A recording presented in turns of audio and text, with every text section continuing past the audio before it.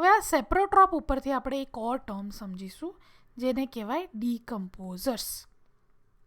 આ બધા જે એક્ઝામ્પલ્સ આપણે જોઈએ ને સેપ્રોટ્રોપ્સની નીચે, એ બધાને કહેવાય ડીકમ્પોઝર્સ.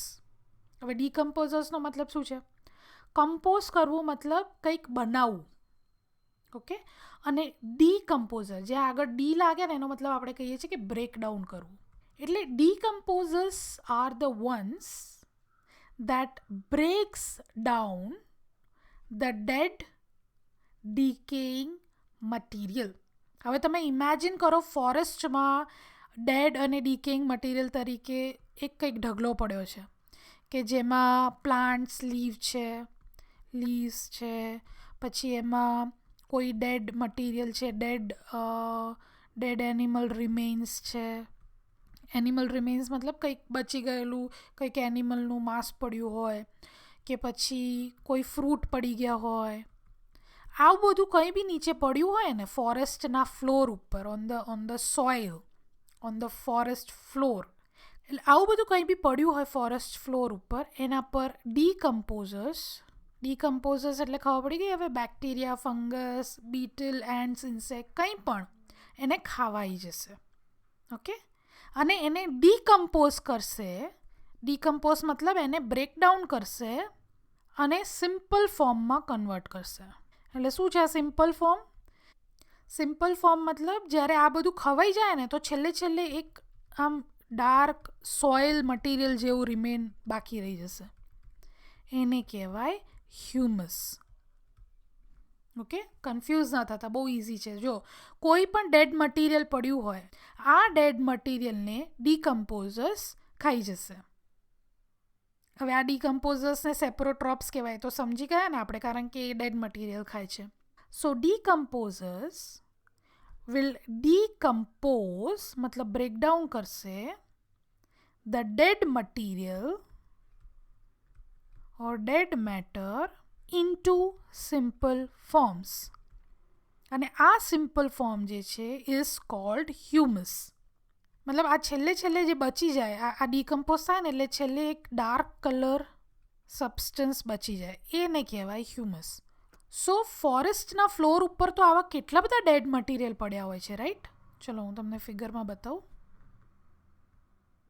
સો આ જે ફોરેસ્ટનો ફ્લોર છે એના પર કેટલું બધું છે. જો લીવ્સ છે, ક્યાંક કંઈક બીજું પાર્ટિકલ હશે, ક્યાંક કંઈક એનિમલ રિમેન્સ હશે, ફિકલ મેટર હશે.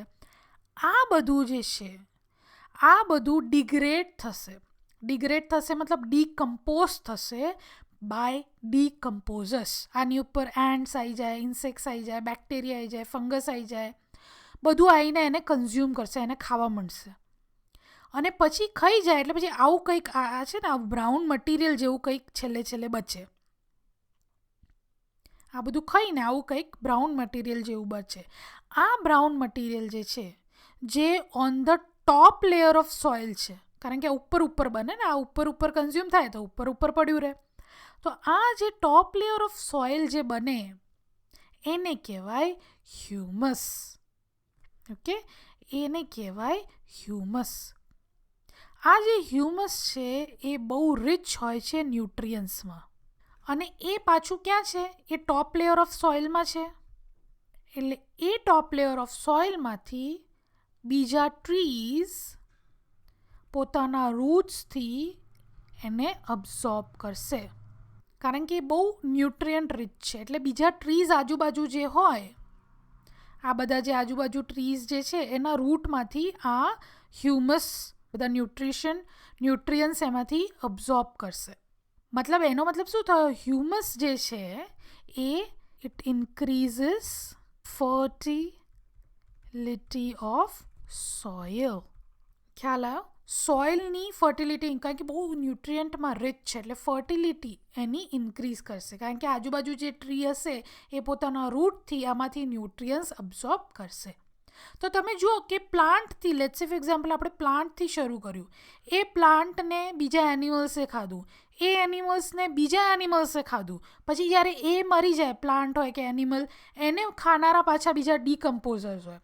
એ ડીકમ્પોઝર્સ એને ડીકમ્પોઝ કરીને હ્યુમસ બનાવે, પાછું એ હ્યુમસ સોઇલમાં મિક્સ થાય અને વળી પાછા એ સોઇલમાંથી પ્લાન્ટમાં અબ્ઝોર્બ થાય, એટલે આખી સાયકલ બની. જોયું, પ્લાન્ટથી શરૂ થઈને પાછું પ્લાન્ટમાં જ મિક્સ થઈ ગયું, એટલે આખી સાયકલ બની. એટલે આને કહેવાય ફૂડ ચેઇન. આ એક જાતની ફૂડ ચેઇન થઈ. પ્લાન્ટમાંથી એનિમલ, એનિમલમાંથી બીજા ડિકમ્પોઝરમાંથી હ્યુમસમાંથી પાછું પ્લાન્ટમાં ગયું. તો આને કહેવાય type of food chain. Nothing goes waste in forest. કશું વેસ્ટ નથી જતું. જોયું તમે, જ્યાં બધું હતું એ પાછું ડિગ્રેડ થઈને પાછું સોઇલમાં થઈને ટ્રીઝમાં જતું રહ્યું. So nothing goes waste in a forest. So આ ખબર પડી ગઈ. હવે હ્યુમસ કઈ રીતના બન્યું તો આપણે જોઈ લીધું. હ્યુમસ કઈ રીતના બન્યું? બાય ડીકમ્પોઝર્સ જ્યારે ડેડ મેટરને કન્ઝ્યુમ કરે તો એને કન્વર્ટ કરે છે હ્યુમસમાં. અને હ્યુમસ શું છે? હ્યુમસ ડાર્ક કલર્ડ સબસ્ટન્સ છે જે ટોપ લેયર ઓફ સોઇલ બનાવે છે. કારણ કે આપણે જોયું કે ઉપર જ પડ્યું હોય એટલે એ ઉપર ટોપ લેયર ઓફ સોઇલ બનાવશે. આ હ્યુમસ જે છે એ વેરી રિચ ઇન ન્યુટ્રિયન્ટ્સ, બહુ રિચ છે ન્યુટ્રિયન્ટ્સમાં, અને it will be absorbed by plant roots from soil. Therefore, humus increases fertility. ખબર પડી ગઈ કે રીતના ફર્ટિલિટી ઇન્ક્રીઝ કરે છે હ્યુમસ? એટલે ક્યારેય બી કોઈ ડેડ મેટર પડે ફોરેસ્ટમાં, લીવ્સ હોય કે એનિમલ્સ હોય કે કોઈ બી વેસ્ટ મટીરિયલ હોય, એનું શું થશે? એનું હ્યુમસમાં કન્વર્ઝન થશે બાય ડીકમ્પોઝર્સ. ઓકે, કોઈ બી ઇન્સેક્ટ્સ, ફંગસ, બેક્ટેરિયા, એન્ટ્સ, એ બધા જે છે એને ડેડ મેટરને કન્ઝ્યુમ કરી અને એને હ્યુમસમાં કન્વર્ટ કરી નાખશે.